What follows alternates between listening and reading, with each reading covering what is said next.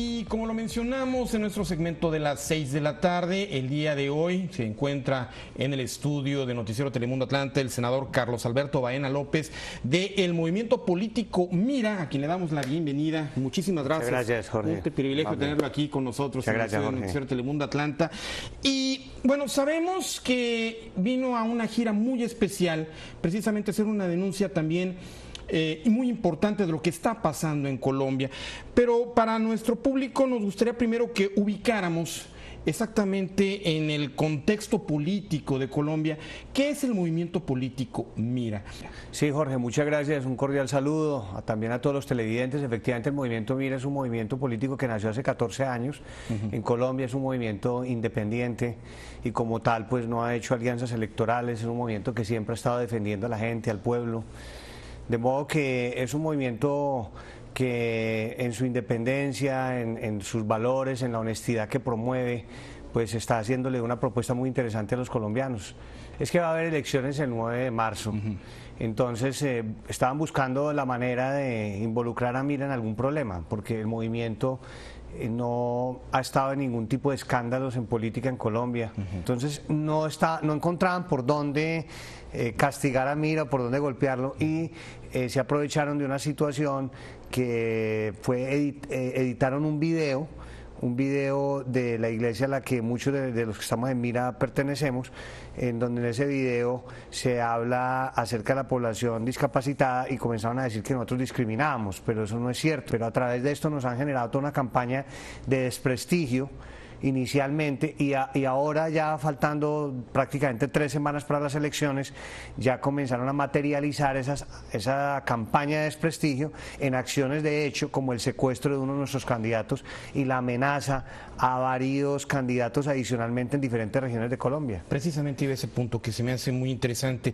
Tengo entendido que uno de sus candidatos precisamente para el Congreso, tengo entendido, ¿no? Para el Congreso fue secuestrado hace una semana, poco más de una semana, y que él, bueno, finalmente logra escapar de sus captores. Detrás de eso hay políticos, Jorge.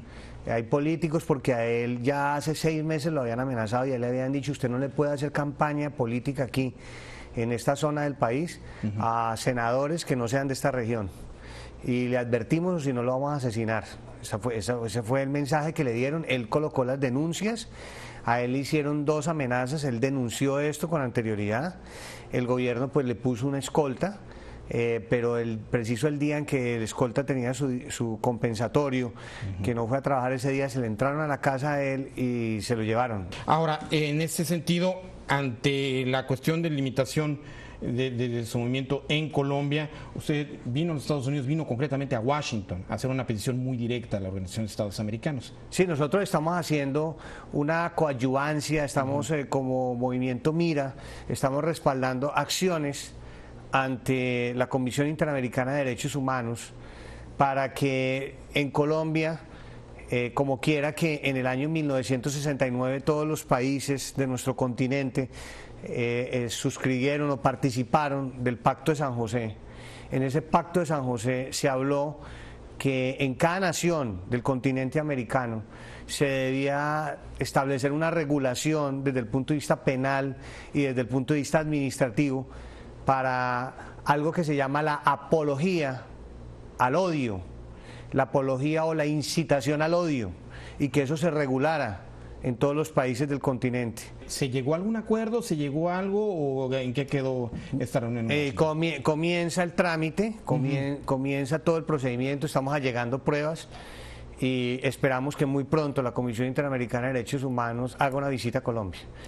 Y usted, bueno, va de regreso para Colombia, sobre todo en una etapa muy crítica porque vienen ya los días finales, los previos. Tengo entendido, las elecciones son el próximo 9 de marzo y normalmente los cierres de campaña suelen ser los días más intensos y a veces los días más complicados.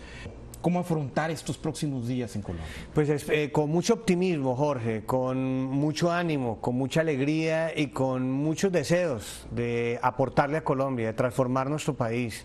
Pues senador Carlos Alberto Baena, muchísimas gracias por estar aquí, le agradezco. Muchas gracias, Jorge. Muchísimas gracias. Un gusto, y bueno, pues, satisfacción. Ahora sí que, pues, vaya, pues nuestra mayor de las suertes para lo que sería ya este tramo final previo a las elecciones allá en Colombia.